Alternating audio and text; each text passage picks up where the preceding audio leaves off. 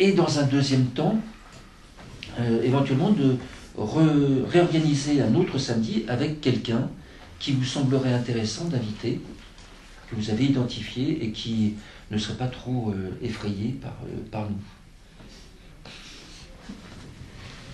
Donc, est-ce que vous avez des expériences là-dessus, sur le travail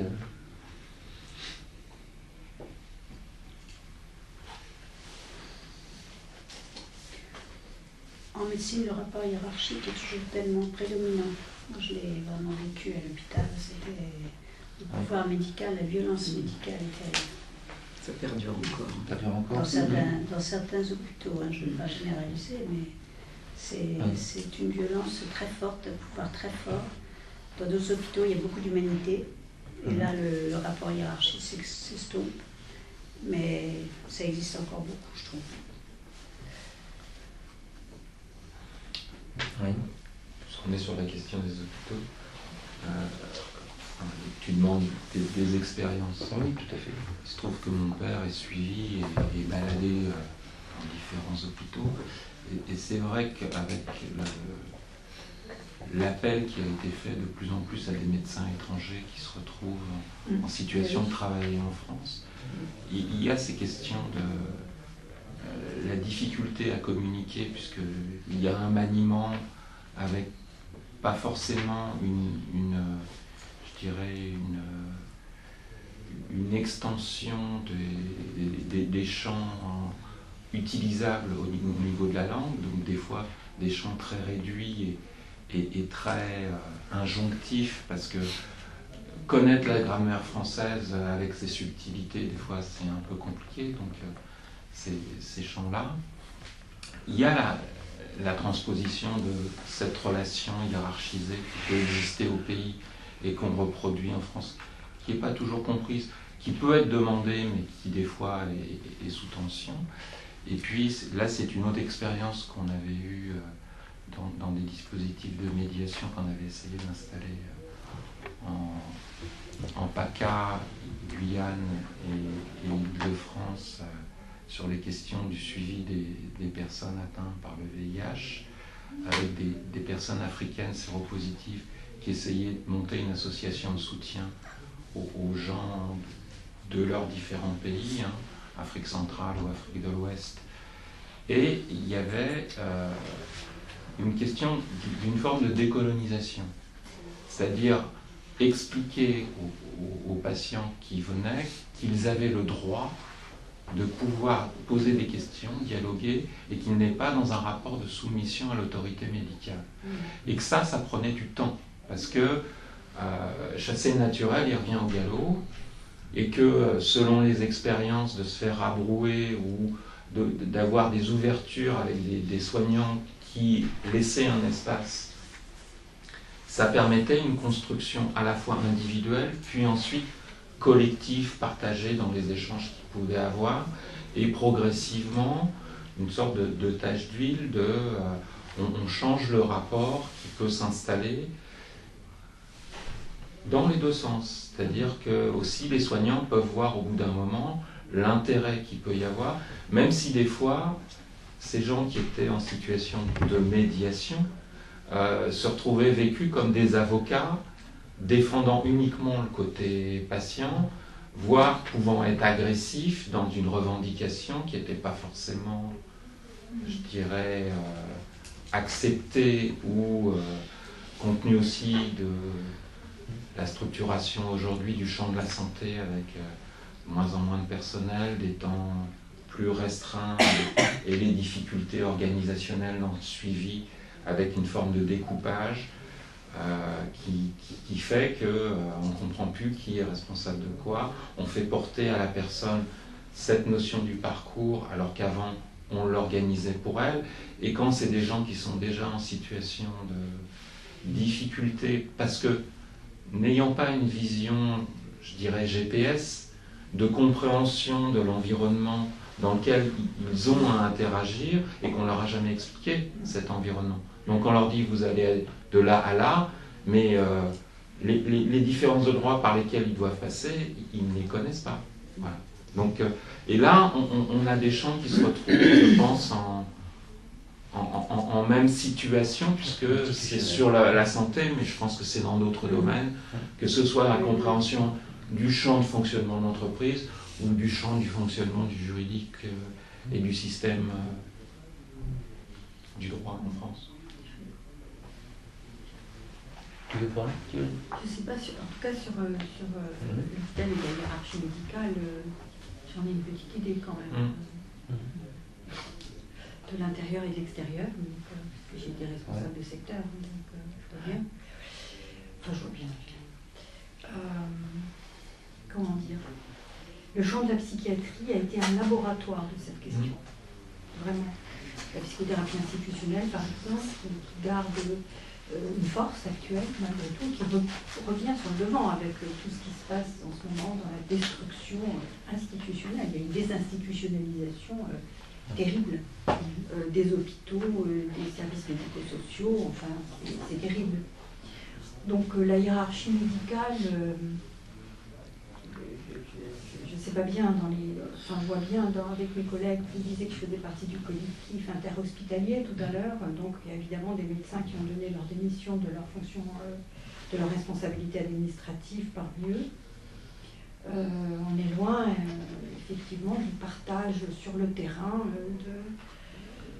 des prises de décision, de l'ouverture à la parole de l'autre. Enfin, ça, c'est vrai que ça reste très compliqué. Mais il y a un exemple, c'est la psychiatrie.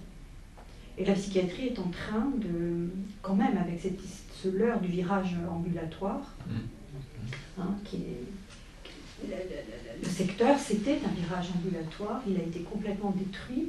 Mais nos collègues somaticiens commencent bien à voir que c'était absolument nécessaire de prendre le patient dans sa globalité, d'entendre sa parole, de travailler avec la famille, de travailler la culture, effectivement, le langage, la traduction. Tout ça existe sur le terrain, malgré tout. Et effectivement, les médecins qui sont pris dans ces pratiques-là sont beaucoup moins dans la hiérarchie. Mais ce n'est pas des médecins somaticiens de services prestigieux parisiens. Voilà. C'est ça, voilà. Ça donc il y a plusieurs... oui, plusieurs niveaux. Voilà. Il faut être, voilà. Oui, ça, je veux le dire, et puis ça dépend aussi des médecins, des personnes. Il y en a qui sont différents. Non, mais, voilà. Ça dépend je pense que ça existe toujours. Ça existe toujours, c'est clair. Mais franchement, Emmanuel l'a vécu aussi dans nos études il y a 40 ans, c'était sans commune mesure. Ça a été sans commune mesure. C'est-à-dire qu'il y a eu une évolution du rapport, quand même, souviens-toi quand on faisait nos études, le mandarin avec ses tableaux, son tablier, etc., et puis tout le monde qui était derrière. Enfin, moi j'étais... j'étais violé par un mandarin. Un service hospitalier. T'as été quoi? Oui, enfin bon, on en reparlera. Mais oui, donc le rapport institutionnel et médical, oui, et a quand même beaucoup changé. Il reste fort parce qu'il y a c'est ce que disait Emmanuel, ce rapport de soumission. Ce rapport de soumission, moi je l'ai vu aussi dans le foyer de travail migrant à Vitry, que quand on travaillait sur les questions du diabète, j'arrivais en tant que médecin, c'était, voilà, docteur. Ben non, on s'assoit, puis on prend le café, on mange des trucs ensemble, etc. Et là, c'était très déroutant. C'était très déroutant parce que je cassais une sorte de relation, de mode de relation, dont la hiérarchie peut être une fonction thérapeutique aussi. C'est ça toute la difficulté, c'est que la hiérarchie, de la même façon que la hiérarchie du juge, la posture du juge peut avoir une fonction de remise en ordre, la hiérarchie du toubib, du docteur, voilà, a une fonction thérapeutique en tant que telle. Je peux peut-être ne pas avoir confiance dans ce que me prescrit mon copain. C'est une demande des équipes, très souvent. Et après, oui, non, mais ce qui veut, je vais vite. Mais ce que je voudrais peut-être, c'est profiter de la présence de Florence, c'est ça? Oui, pour qu'on parle d'autre chose que de nos champs. Parce que c'est vrai que le champ médical, le champ judiciaire, on en parle beaucoup, mais justement, dans la restauration collective, comment est-ce que ça s'est abordé ou pas? C'est peu abordé, enfin en tout cas dans les formations. Donc, je travaille chez Elior, donc groupe mondial et on est le leader français, donc on a 25 000 collaborateurs. Et les publics, il y a une grande variété entre ceux qui jouent sur l'Île-de-France et en province, où ça ne va pas être le même type de personnes, il y a beaucoup plus de diversité culturelle en Île-de-France. Et il n'y a pas le même attachement par exemple à son poste ou au métier qu'on peut avoir en province. Donc il y a beaucoup plus de polyvalence. On est moins dans la brigade de restauration qu'on peut connaître depuis le 19e. On va être posté sur un type de métier, donc le plongeur, la préparation froide, les filles, le chaud. On va rencontrer beaucoup plus d'hommes au fur et à mesure, et qui sont des milieux très sectorisés pour le coup. Donc c'est peu abordé dans les formations au niveau managérial. De ce que je peux voir dans les managers, ils viennent vraiment avec leur culture et on est hommes, peu de femmes, on va être sur un cinquième à peu près. Mais on est blanc de 40 à 50 ans et donc on vient avec cette culture-là. Et, par exemple, je repensais au public de plongeurs que j'ai pu former en créant une formation plongeur à métier complet. Les plongeurs, c'est ceux qui font la donc vaisselle. Les plongeurs, voilà, c'est la vaisselle restauration et vaisselle batterie. Tous mes chefs gérants, c'est le tutoiement immédiat avec ce type de public. Et très vite, en formation, je me suis aperçu que dans les règles de vie, le contrat relationnel avec ces stagiaires-là, il fallait instaurer d'autres fonctionnements, demander le vous, je pouvais faire du vous toute la journée avec certains types de pubs. C'était certaines personnes qu'il fallait vraiment individualiser, alors que sur un restaurant, c'était le tu, il y a une infantilisation du poste. Le plongeur, c'est vraiment celui qui est au bout de la chaîne. Pour eux, donc au début de la pyramide des postes sur un restaurant, alors que finalement c'est celui qui va voir passer toute la production du restaurant et qui est le plus à même de dire ce qui a fonctionné ou pas. Et très peu l'intègrent dans leur débriefing, par exemple. Mais donc il n'y a pas cette prise en compte j'ai peu développé ce thème. Moi, ce qui m'a fait bondir, c'était dans une formation managériale de niveau 2 où on avait justement mis une séquence sur la diversité culturelle et où on fonctionnait, je l'ai entendu tout à l'heure, plutôt sur des stéréotypes. Donc on faisait un atelier, il fallait imaginer, essayer de se mettre à la place de quelqu'un qui était d'origine indienne, quelqu'un d'origine africaine. Et tout de suite, on était dans les stéréotypes et ils s'inventaient une vision de la personne. Et on sentait que sur le restaurant, ils dialoguaient pas vraiment, au niveau culturel, avec cette personne.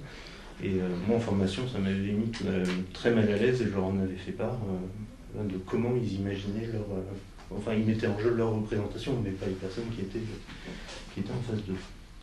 Donc cet aspect-là, c'est pour ça, peu travaillé. Il y a plus une culture de domination, justement, Les stéréotypes, qu'est-ce que vous avez comme stéréotype de stéréotype Stéréotype, comment il l'aborderait? Les Indiens sont tels, Voilà, c'est les idées qu'on peut se faire. Ils sont sales, ils lavent mal, des trucs comme ça, j'imagine. Non selon ça peut être sur l'organisation, le rapport au temps, l'aspect plus communautaire qu'on peut avoir aussi en plonge.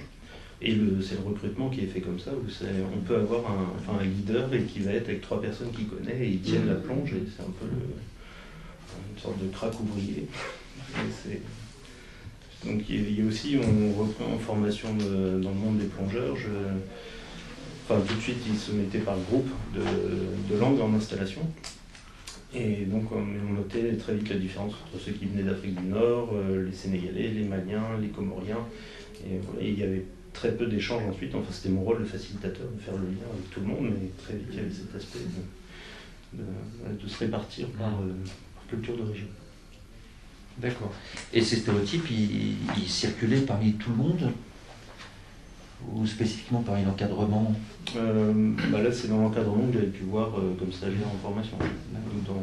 Sur les 2 formations, les 2 stages de formation que j'avais assisté, il y avait cet aspect vraiment très marqué. Et en restauration collective, mais là c'est un autre aspect de la culturalité, j'y pensais, on fait ce qu'on appelle des animations, donc des journées thématiques. Et ça peut être des journées participatives où là, tout le public du restaurant où une partie du public avec une certaine origine va choisir le thème. Par exemple, on avait fait une journée colombienne il y a 3 jours, ça peut être une journée Sénégal ou autre, mais ils vont participer dans la recette, dans les types de recettes. Donc tout le monde s'habille, mais ce sont les employés aussi qui participent à cette animation. Donc voilà comment est apportée de la diversité culturelle dans le restaurant. Parce qu'on est sinon très dans une restauration française. Comment on fait quand on s'habille en colombien? Est-ce qu'on s'habille en Pablo Escobar ou est-ce qu'on s'habille en indien? Quel stéréotype? C'est vrai que pour cette animation-là, alors je sais, pour le coup, ils n'étaient pas déguisés, mais il peut y avoir d'autres. D'accord. En décembre, c'était africain, donc il y avait tous les différents types de tissus, d'habits. Mais c'est tout le monde qui Et à ce moment, c'est participatif, mais uniquement pour la production. Je me demande si c'est participatif aussi sur le style de production. Ça, je pense pas. Je pense qu'on reste dans notre optique, dans la production habituelle, et c'est la prestation qui, elle, change avec des produits d'origine différente et des présentations différentes. Mais donc, c'est quand on fait des journées colombiennes, j'imagine par exemple qu'il doit y avoir des Colombiens qui. Enfin, tout le monde participe, tous les autres découvrent, tous les autres groupes, toutes les autres communautés, les personnes découvrent ce qu'ils font. Enfin, comment ça se passe? Ils découvrent d'autres recettes, d'autres produits, éventuellement d'autres façons de faire. On a un chef colombien qui est arrivé il y a 2 mois, donc je suppose que c'est lui qui a impulsé ensuite cette journée à table. Et alors, quand vous abordez dans vos formations cette question, vous tentez d'aborder cette question, c'est accueilli comment? Comment est-ce que les gens réagissent? Je saurais pas trop. Enfin, je l'ai vu que 2 fois. Donc, mais pendant ces 2 fois-là, est-ce qu'ils accueillent ça favorablement ou ils disent ça ne nous regarde pas, c'est pas notre sujet? C'est un sujet dans lequel ils vivent en termes d'organisation du travail, en tout cas au niveau de la répartition, parce qu'on a des restaurants qui peuvent aller jusqu'à 45 collaborateurs, donc il faut organiser toutes ces personnes pour produire sur un temps court en 3 heures. Dans le management, vous trouvez ça fonctionnel d'avoir le groupe des Maliens, le groupe des Sénégalais, le groupe... C'est réparti ensuite. Enfin, je pense qu'ils utilisent la sectorisation des métiers dans la cuisine pour justement répartir cette diversité. Parce qu'en plomb, on la voit très bien. Et ensuite, en préparation froide, très souvent, on a des publics plus féminins. Et plus d'origine nord-africaine ou africaine, sur Paris en tout cas. Et après, au chaud, on croise le second, le chef, et là, on passe plus dans le public occidental. Oui. Et il y a aussi très peu de femmes qui basculent vers le chaud. Pour en avoir formé, on faisait autant du froid que du chaud. Quand elles entraient dans la cuisine, parce qu'on était après la production l'après-midi, elles découvraient un monde, elles découvraient des outils auxquels elles n'avaient pas le droit, qu'on leur interdisait d'utiliser en temps normal. Donc ce qui veut dire qu'il y a une structuration implicite de l'organisation du travail en fonction de critères culturels. Ça semble. Et dans le recrutement et dans le fonctionnement. Et dans le recrutement aussi. Et dans le recrutement, oui, c'est ça. Parce que là, on a parce qu'on a plusieurs marchés. On a beaucoup parlé de santé, mais pour le coup, c'est un de nos marchés. Les hôpitaux, cliniques, EHPAD, secours ou long séjour. Sur enseignement, on va utiliser du contrat intermittent. Donc, les personnes ne sont pas payées pendant les vacances scolaires, ça fait partie du modèle économique. Donc, on est sur des publics beaucoup plus fragiles, là, au niveau simplement du contrat. Et puis sur entreprise, on a ces publics qui vont travailler 5 jours par semaine. Contrairement à j'ouvre une parenthèse, pensons à eux pendant la fermeture de tous les établissements scolaires, universitaires, etc. Ça va faire 3 mois sans salaire pour ces gens-là. Je ferme la parenthèse. Là, toutes nos cuisines centrales se sont arrêtées et on n'a qu'une production dès lundi pour le marché d'enseignement et moitié pour entreprise. Et il n'y a que santé, on va réutiliser les personnels par rapport à l'afflux et aux besoins qui vont se faire. Mais ça a été un gros... Mais il y a des... La cuisine centrale, on fait 250 000 repas à jour. Pour avoir une idée sur l'Île-de-France, donc comme on a 3 jours d'avance, là il y a environ 600 000 repas qui sont très perdus. Il y a des travaux dans le secteur du bâtiment là-dessus qui montrent comment effectivement, il y a l'espèce de nid ethnique selon les professions. Et, il y a un docteur, enfin, maintenant,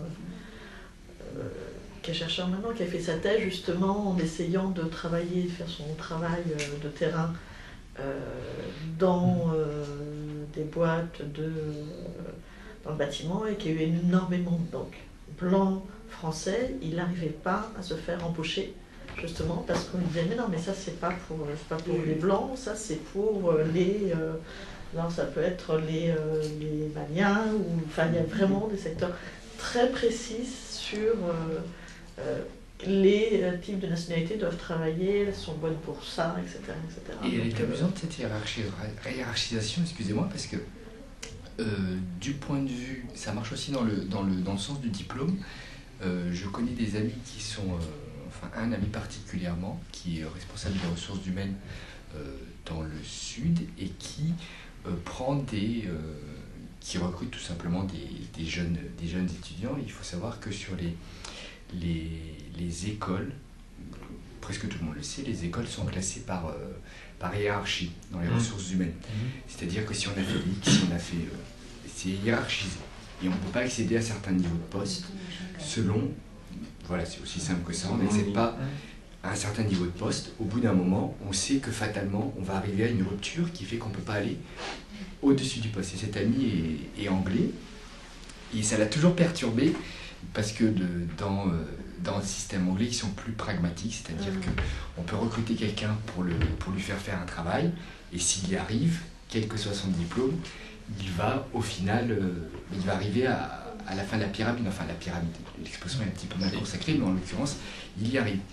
Et il s'est rendu compte que, parce qu'il essayait justement de contourner un petit peu le système, il s'est rendu compte, en parlant avec des nouveaux arrivants, parce qu'il y a aussi un métier qui est nouveau, l'informatique, etc., où on est un petit peu dans l'expectative, qu'il était devenu, au fil du temps, plus royaliste que le roi, et qu'il, même pour des personnes qui venaient, et pour lesquelles il aurait pris en Angleterre des gens sur ce profil, finalement il s'était rendu compte, voilà, qu'il était tombé dans le système. Il est bien intégré. Voilà, et c'était exactement ça, quoi.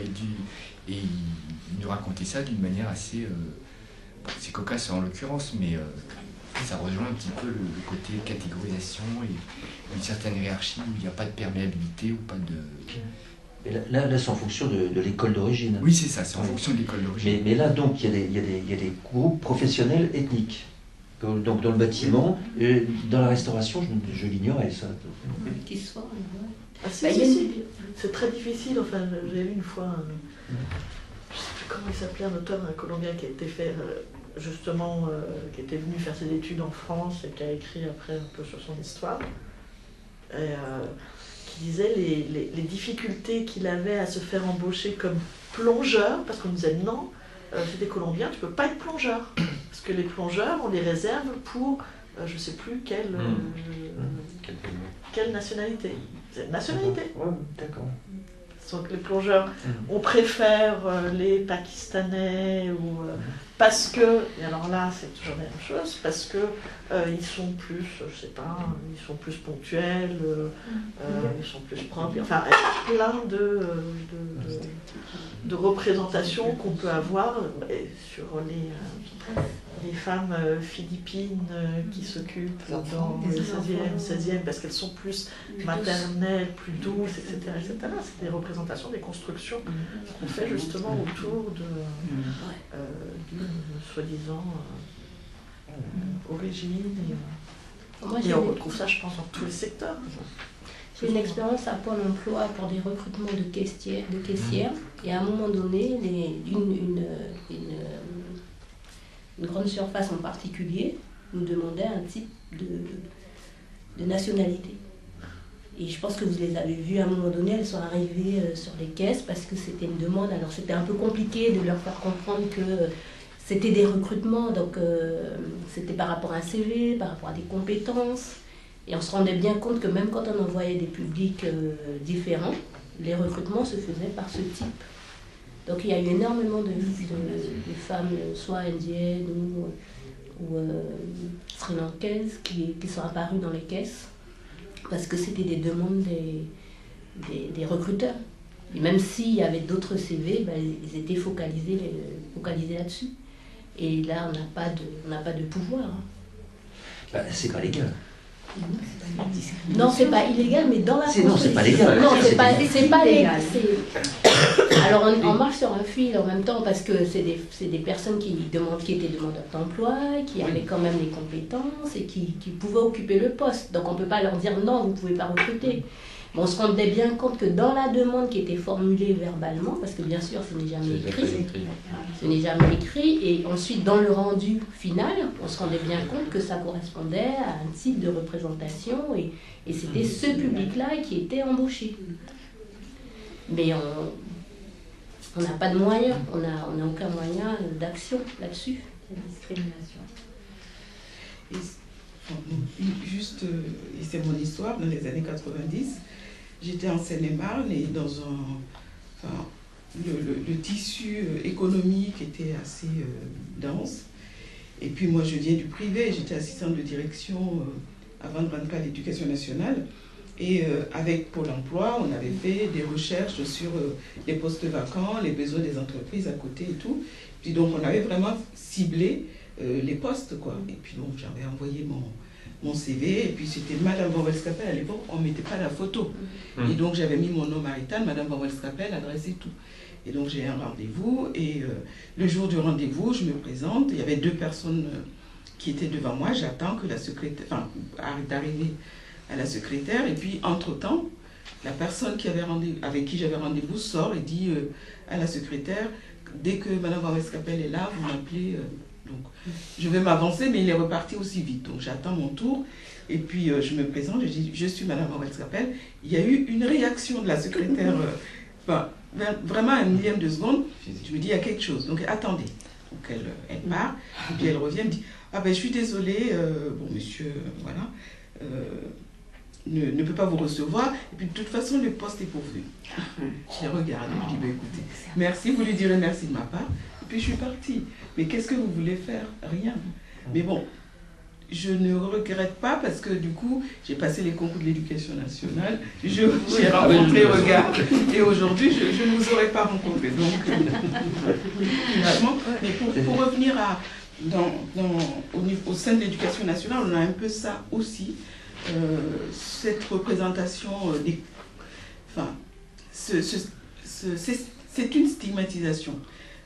Là, on a l'exemple type de l'accueil du collège, et là, on est en train de faire un travail là-dessus. Le ton même de l'accueil des familles change selon la famille qui se présente.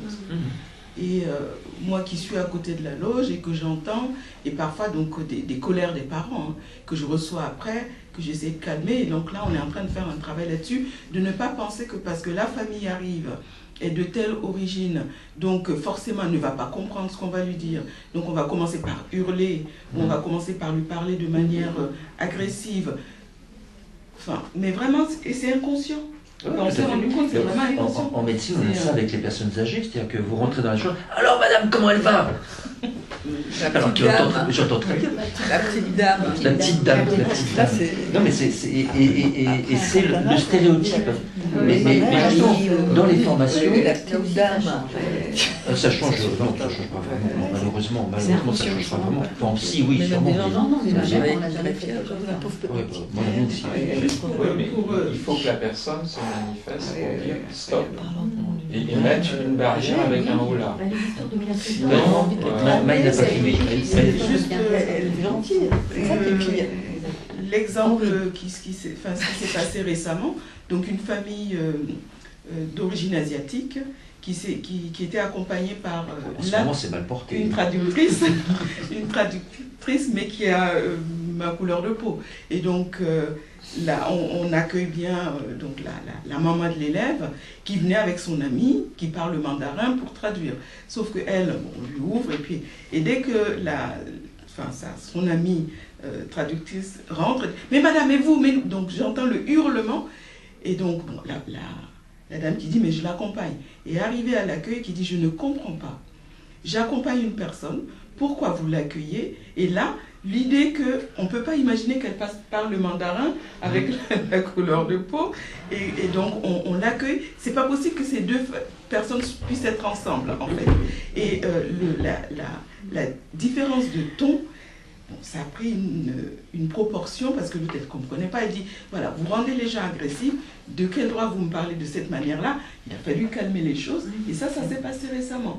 Donc ça a conforté le fait que, bon, depuis un moment, nous on en parlait à la direction, de faire vraiment une formation et de dire, non, on accueille tout le monde, enfin, tous les parents qui rentrent ont droit au même regard, au même ton, mais c'est pas évident. Ah non, c'est pas évident. Non, mais ça, on est clairement dans la dissonance cognitive de deux stéréotypes. C'est-à-dire, ah oui, elle est noire et elle parle mandarin. Et évidemment, ça se télescope là-dedans. Ça peut pas, c'est pas possible. Par rapport à la question que tu viens de poser sur le management, je viens de faire une formation, c'est un master en management des organisations sanitaires et sociales. Donc, pour diriger des établissements.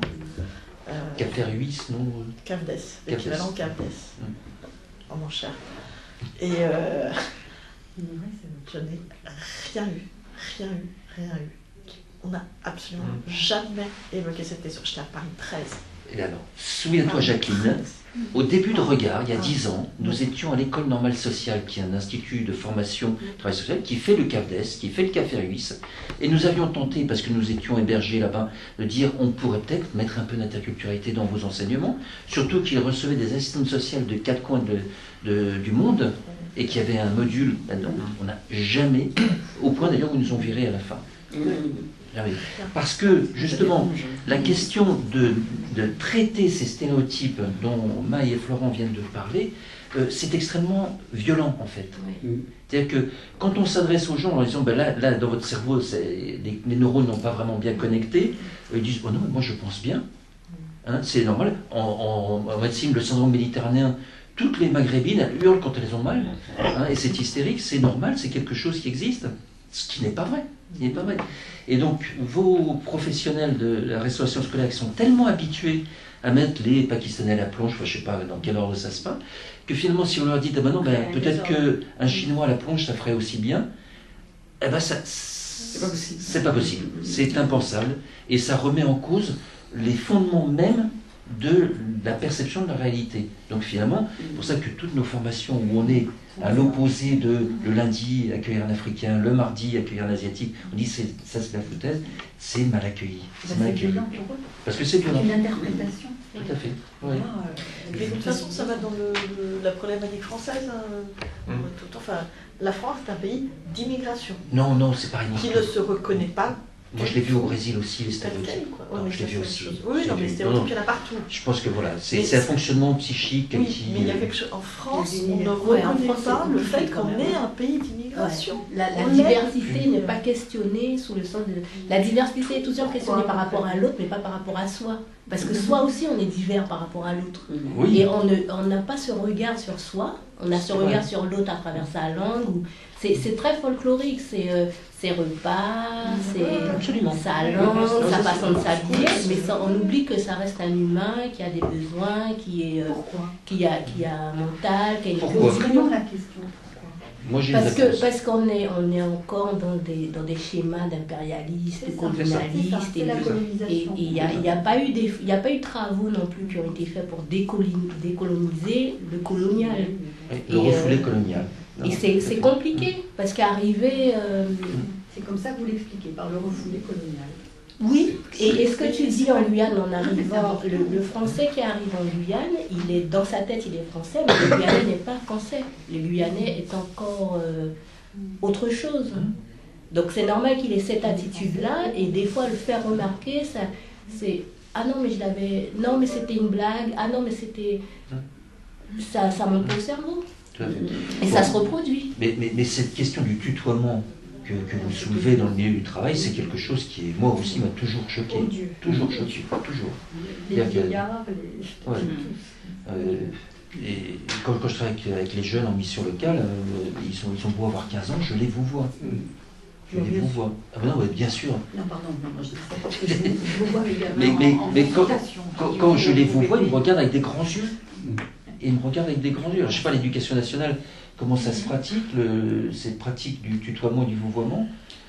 Moi, je tutoie les élèves, mais le respect que je leur porte et la considération que je leur apporte ne vexe pas, en fait. Oui. Tout en les tutoyant, je les respecte. Et ça, donc ils s'ouvrent. Mais c'est vrai qu'il y a le ton, il y a le vous qui s'accompagne d'un ton qui fait que aussi je préfère mon tutoiement à des certains vouvoiements qu'ils ont et qui mettent la distance. Pour les enfants, je pense que c'est ça pas dépend, la même ça dépend chose. du public. Oui. Pour répondre à ta question, moi j'étais CPE au lycée, conseiller de classe au lycée, et c'est vrai que moi en collège je tutoyais les élèves. Et au lycée, vous voyez les élèves. Mais si demain je retourne, parce que j'ai envie de conseiller de classe, je pense que je resterai au vouvoiement. Oui. Parce que ça met une distance, même si mon tutoiement, qui est comme Maï, respectueux des élèves, je pense que c'est important. Et dans l'éducation nationale, on va être clair, les adultes tutoient. Oui, mais le tutoiement est installé. Oui, ça dépend ce que ça veut dire. Mais on voit bien la réaction du jeune en face quand on le vous voit. Enfin, moi j'ai vu un centre éducatif fermé, qui sont des gamins des délinquants, etc. Tout le monde les a tutoyés, les flics les ont tutoyés, etc. Là, je leur dis, vous êtes médecin? J'ai dit, oui. Et vous et ça change complètement la posture et la relation.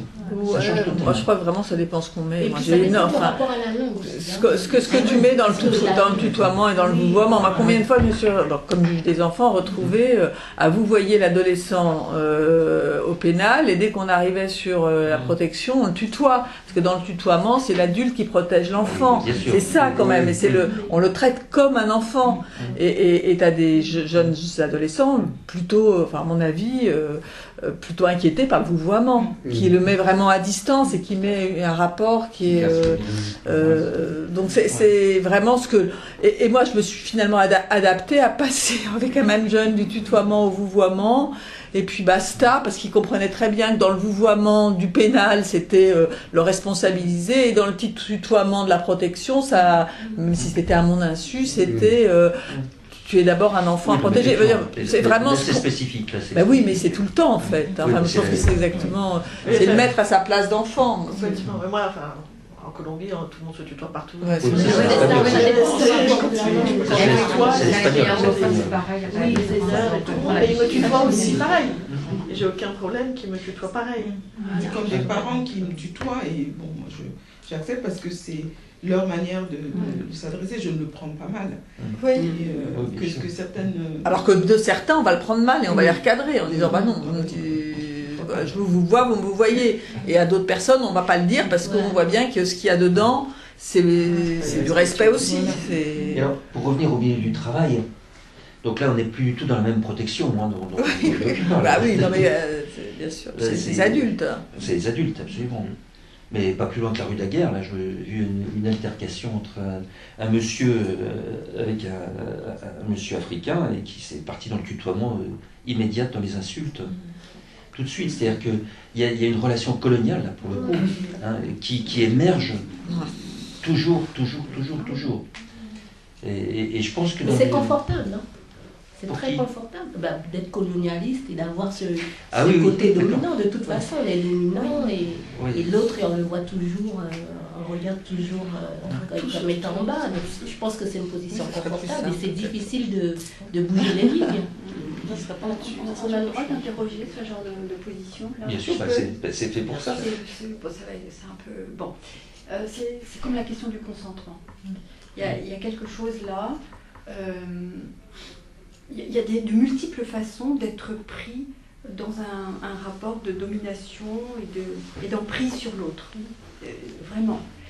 Et ce qu'on peut remarquer, enfin, il me semble, c'est que quand une personne... Alors, je ne sais pas si vous allez apprécier ce que je vais dire, mais ça ne fait rien, je le dis de ma place de psychanalyste notamment, que lorsque quelqu'un défend sa place de sujet, alors c'est un grand mot, mais c'est vraiment une réalité de rapport humain, eh bien tout ça n'arrive pas de la même façon. C'est-à-dire on ne vous tutoie pas si vous ne le voulez pas, on ne vous discrimine pas de la même façon. Enfin moi, je pense que j'aurais jamais eu excuse-moi, mais je n'ai jamais eu d'attaque personnelle dans le milieu médical. Pourtant, j'avais affaire à des mandarins extrêmement machistes, extrêmement, tu vois. Bon, il y avait 68, hein, c'est vrai que je l'ai regardé de haut aussi, hein, parce que moi, il y avait Lacan derrière, tu parles, voilà, je suis très assurée de moi. Alors, mais il y a, je fais un temps d'analyse, alors tu vois, mais cette position de d'être sujet permet, je crois. Alors, elle est difficile Pas dans toutes les situations. Non, c'est possible, mais quand même. Je veux dire, si on est assuré de soi-même d'une certaine façon et comme sujet, moi c'est comme ça que je travaille les histoires de maltraitance sexuelle avec les petits, hein. Je les vois d'abord. Et deuxièmement, il y a quelque chose de ce qu'ils sont, eux, de ce qu'ils ont vécu, qu'ils défendent plus tard. Parce qu'il faut beaucoup de temps, hein, comme disent certains, qui ont été l'objet comme ça de prédation sexuelle, pour se rendre compte de ce qu'ils ont vécu, de ce qu'ils ont été. Mais ils souhaitent qu'on ne les mette pas dans les places de victimes. Voilà, la victimisation, c'est quelque chose qui n'est pas forcément, d'abord pour tout le monde, une bonne réponse. Voilà, je veux dire ça. Je veux dire il y a des familles qui se font respecter, même si elles ne savent pas lire et écrire. Enfin, moi j'ai vu ça aussi un peu pédiatrie, j'ai travaillé longtemps. Il était hors de question de manquer de respect à ces personnes-là, de mal les accueillir, de leur dire tu, enfin, impossible. Des gens qui... Voilà. Donc, je crois qu'il y a ça quand même. Alors, c'est très individuel, c'est individualisé, je suis bien d'accord. Mais dans le partage des communs, voilà, puisque la thérapie institutionnelle, c'est ça aussi, la même chose avec les patients. On respecte.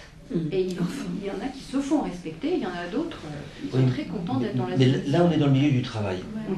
On est dans le milieu du travail où tu as une suggestion de l'employé à l'employeur. Ah oui, là, il y a la domination. Là, il y a la domination. Et il y a l'argent. Et il y a l'argent, oui, il y a l'argent. Il y a l'argent, et puis il n'y a pas forcément de contrat, justement, ce qu'on voit là, en ce moment, ils sont tous à la rue, tous ces gens-là. Mais sans être victimisation, non, c'est une précarisation quand même. Oui, alors ça, la critique du capitalisme, là, on peut y aller. Hein. Même Macron y est allé. Oui, enfin bon, tu crois ? C'est récent. C'est très récent et circonstanciel. Très circonstanciel. Bon, enfin, quand même, ça va être je pense qu'on va y ressortir, ça. Je compte sur vous, nous comptons sur vous. Oui, évidemment. Merci beaucoup. Hein. Merci. Est-ce que vous êtes encore en contact avec M. Eberhardt ou M. Christophe, oui, il fait partie de notre réseau. Oui. D'accord, d'accord. Il a aussi eu le vent de la nouvelle. M. Eberhardt, Christophe Eberhardt. Oui, bien sûr. Il est au courant, bien sûr. Oui, j'imagine. C'était juste pour. Oui, il était parti, je ne sais où, il m'a mis un mail ce matin. Oui, il est toujours au Canada. Est-ce qu'il est au Canada en ce moment ? Non, il est dans le sud de la France. Ah, chez ses parents ? Oui. Oui, c'est ça. D'accord. Bon. Mais lui, il est dans d'autres sphères. Oui, il est dans d'autres sphères, mais ça reste du domaine lui aussi de l'interculturalité. Et puis, moi, comme j'ai dit, c'est réellement, je rejoins ce qu'a dit le monsieur, on rentre difficilement dans le laboratoire d'anthropologie juridique sans sortir en changeant de paradigme. Le cœur de la pensée... Enfin, lui, il est allé dans... Oui, il y a d'autres paradigmes. Il a été très très loin. Il a été très loin. Bon, je vous remercie. Merci beaucoup. Au revoir. Donc, il y a un rapport de domination qui est quand même pas tout à fait... c'est des doubles rapports, enfin c'est double, triple, quadruple domination, c'est-à-dire que rapport de domination du travail, de l'origine, homme-femme aussi, homme-femme, tout ça qui se mélange, quoi, qui est encore plus, effectivement, encore plus difficile. Ce qu'il y a, c'est que c'est intériorisé aussi par ces personnes. Ah ben on vous le renvoie, voilà, vous rentrez, soit on devient, et là moi ce que je constate au niveau de la deuxième, troisième génération, qui ne comprend pas pourquoi les parents, les anciens se sont laissés faire. Voilà. Donc soit on est dans, nous on ne se laisse pas faire, donc on peut être dans la mesure comme on peut être dans l'extrême. Dans le rejet et dans l'aigreur, et c'est vraiment trouver le juste milieu pour ne pas paraître agressif et tout en se faisant respecter. Et c'est pas évident. Ouais. Moi, je m'entends dire à mes enfants qui sont métis, vous allez devoir travailler 5 fois plus que les autres pour vous faire la même place. Mais bon, c'était la réalité. Oui, c'est la réalité. Bon, heureusement qu'ils n'ont pas intégré parce qu'ils sont quand même trouvés leur place. Mais j'étais arrivée à dire ça en constatant ce que moi-même je vivais et ce qu'on leur envoyait aussi. Donc c'est... Non, c'est sûr que la Dominique a raison, le gros piège c'est l'intériorisation. Et toute la dynamique pédagogique justement est de lutter contre l'intériorisation. Oui, Frédéric. Il y a une chose, je trouve qu'il y a une chose à laquelle je pensais depuis le début de cette discussion, et je trouve que ça fait vraiment le lien avec ce que vous venez de dire, c'est complètement décalé par rapport à ce dont on vient de parler, mais il me semble qu'aujourd'hui, moi par exemple, je vois dans le milieu dans lequel je suis que il y a tout un enjeu qui tourne autour de l'usage de l'anglais. Et ça ramène aussi d'ailleurs à la présentation qui avait été envoyée, au fait que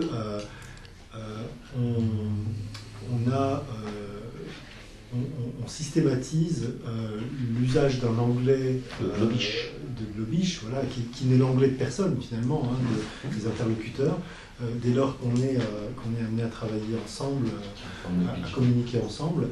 Et moi je sais qu'on travaille en ce moment sur justement le fait de révéler ça, le fait de montrer et d'essayer d'avoir des outils qui nous permettent de chacun travailler dans notre langue, d'avoir des conversations, enfin c'est souvent des conversations en ligne, de mettre en place des systèmes qui nous permettent de chacun de s'exprimer dans sa langue et de lire ce que dit l'autre dans sa propre langue à travers un système d'écriture en direct des conversations.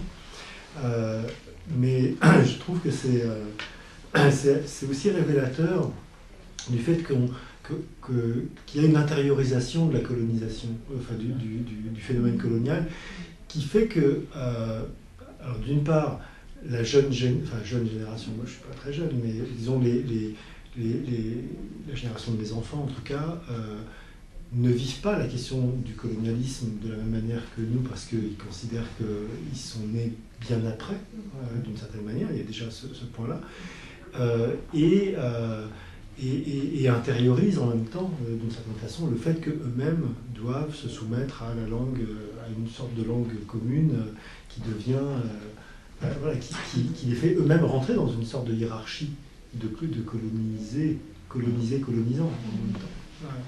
Et je trouve que là, il y a des enjeux qui sont vraiment importants.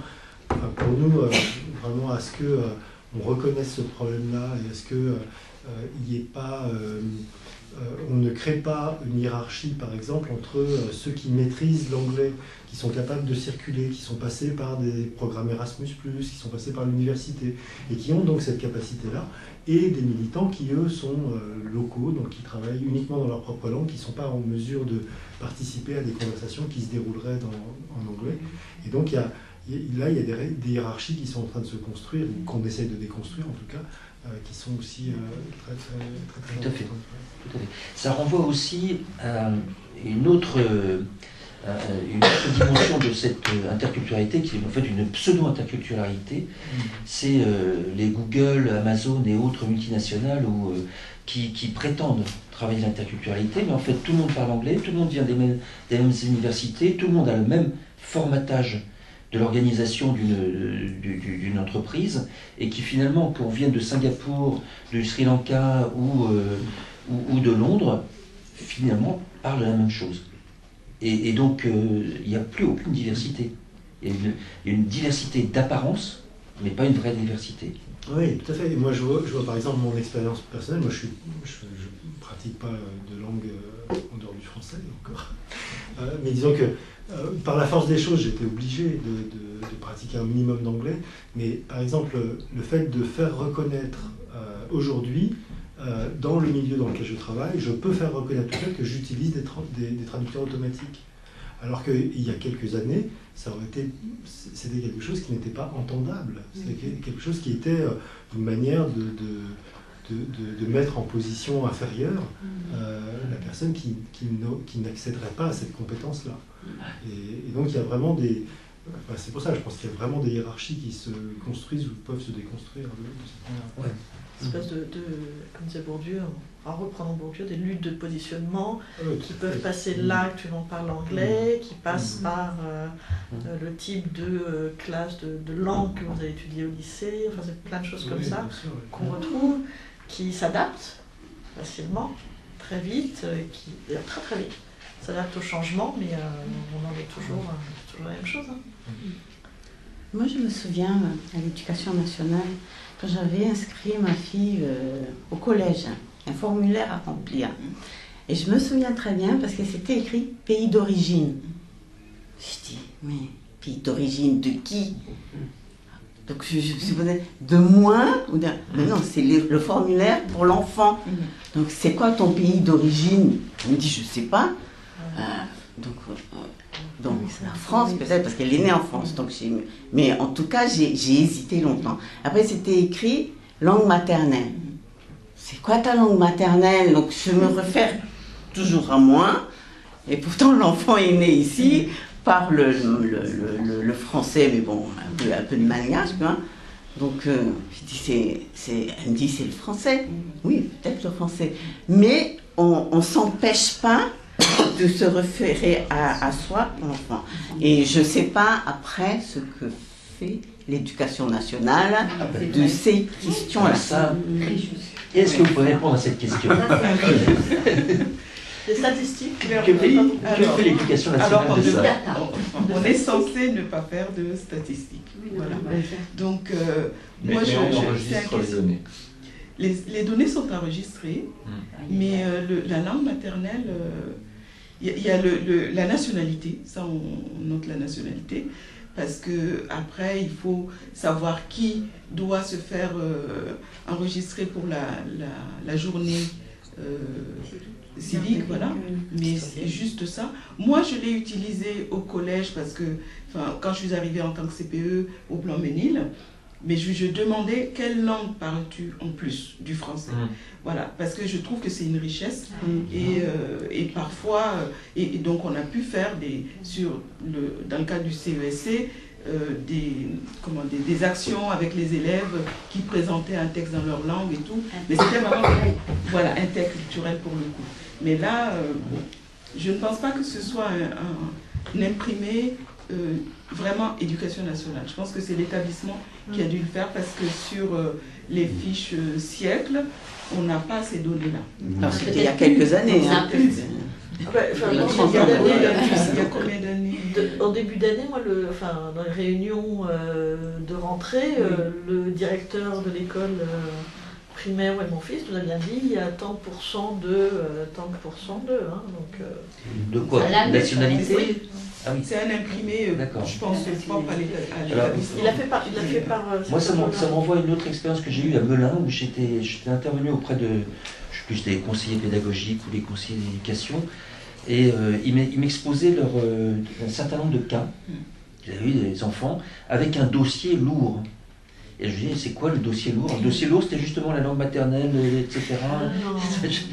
Et donc, c'était peut-être des indicateurs de risque pédagogique. Oui, mais ça a été longtemps étudié comme ça, quand même, dans les handicaps socioculturels des enfants. Apparaît la langue, l'origine sociale, le genre parfois.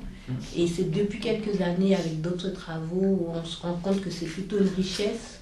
Alors d'abord, c'était plutôt les anglo-saxons, c'était une richesse, parce que quand on parlait d'une autre langue, c'était un handicap.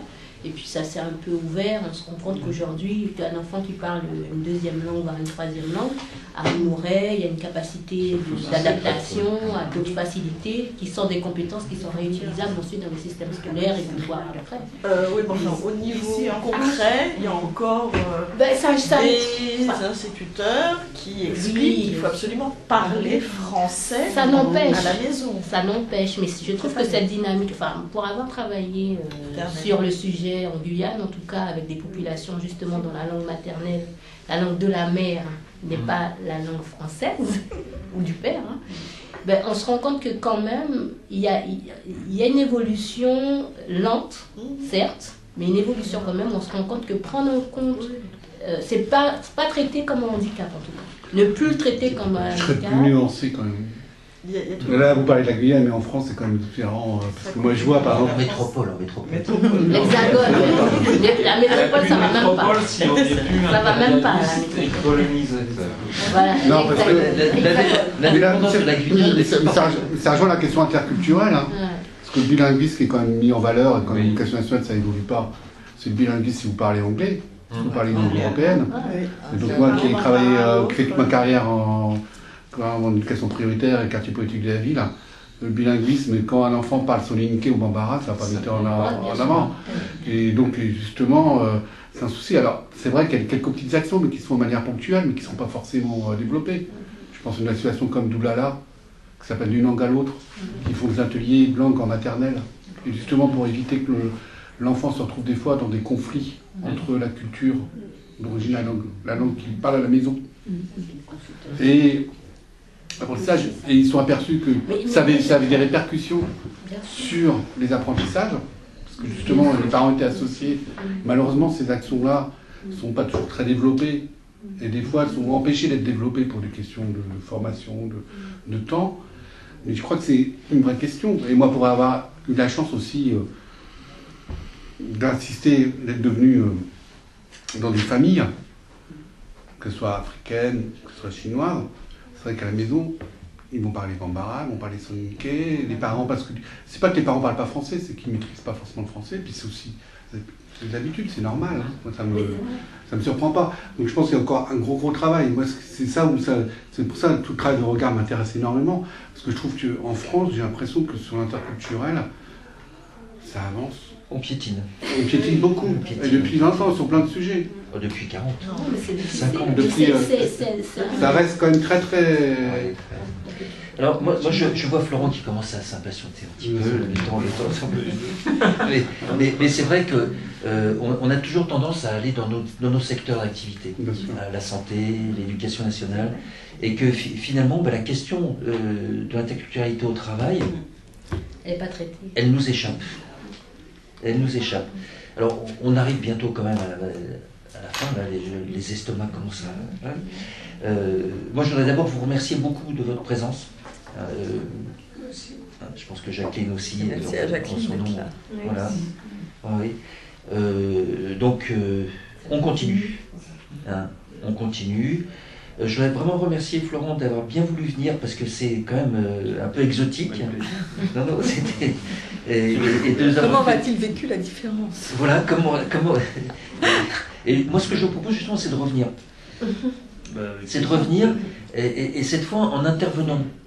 C'est-à-dire, avec officiellement, vous venez de nous parler de cette expérience de formation que vous vivez au quotidien sur ces questions d'interculturalité au travail. Et nous serons des auditeurs.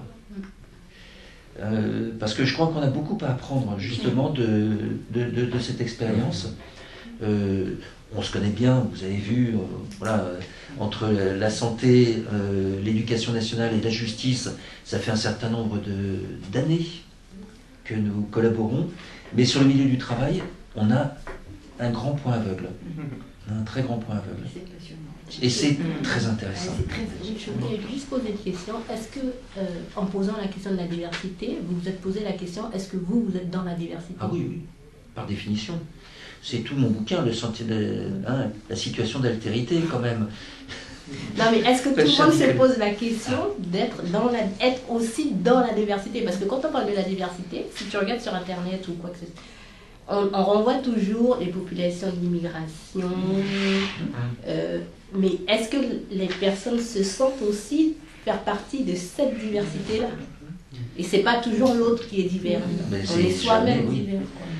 Ça, c'est, je pense que regard, justement, sur voilà, je vois que... Oui, donc c'est tout à fait votre livre sur l'interculturalité, où effectivement la situation d'altérité est mise en avant. Parce qu'effectivement, finalement, être différent, on est tous différents, et même dans une propre culture, et c'est ce que j'étudie actuellement, en France, d'une région à l'autre, on est déjà complètement différents et les gens ne s'en rendaient pas forcément compte. Et en allant interviewer les auxiliaires de puériculture, elles ne se rendaient pas compte qu'elles étaient aussi différentes les unes que les autres, tout en étant françaises. Je voulais juste revenir sur le fait que le colonialisme, que les gens ne se sentent pas là-dedans, sauf que les joueurs de football actuels qui sont sifflés quand on voit les coups de banane, ce sont des jeunes quand même. Et le supporter aussi, ça reste un jeune, donc le truc est quand même bien intériorisé pour qu'on renvoie à chaque fois cette image.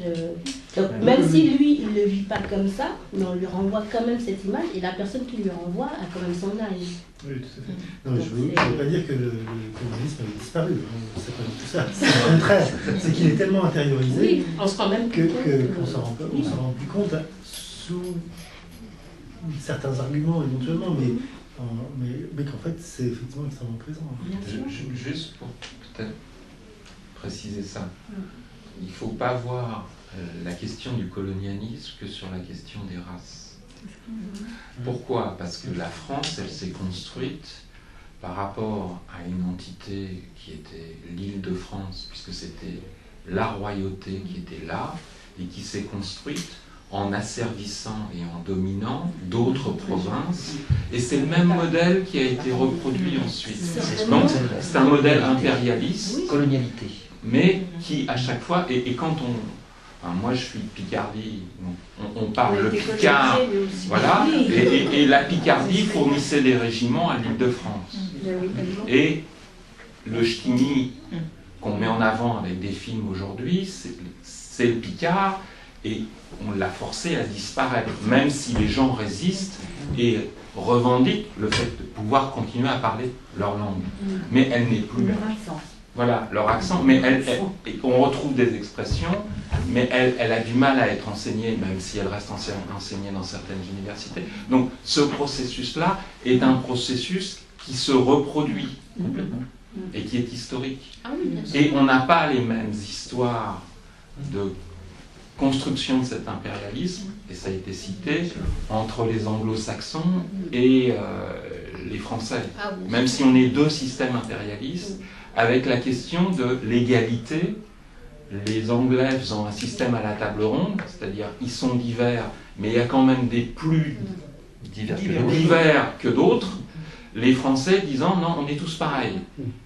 Mais on est une société castée. Et on revient à la question des diplômes, qui castent. Voilà. Oui, c'est tout le processus de colonialité qu'on a déjà travaillé ici un certain nombre de fois. Je vous renvoie au samedi, et qui explique les gilets jaunes d'ailleurs. Oui, parce que c'est... Parce que les gilets jaunes n'ont pas du tout pris en banlieue. C'est pas du tout un mouvement revendicatif. Alors là-dessus, on n'est pas d'accord, mais sauf que Vitry, il n'y a pas eu un seul gilet jaune. Il y a aussi d'autres commerces qui doivent continuer à fonctionner. Ben, merci beaucoup. Donc, alors, Nicole et Frédéric, on compte sur vous, chacun dans sa direction. Et on se retrouve, est-ce qu'au printemps, mois de juin? Après Corona. Non, mais quand il fera chaud, le Corona. Vous ne pouvez pas faire avant, on va s'ennuyer. Il n'y a plus rien, tout est fait. C'est vrai. Oui, en ce moment, on pourrait faire des choses. On peut se retrouver en dehors de ça.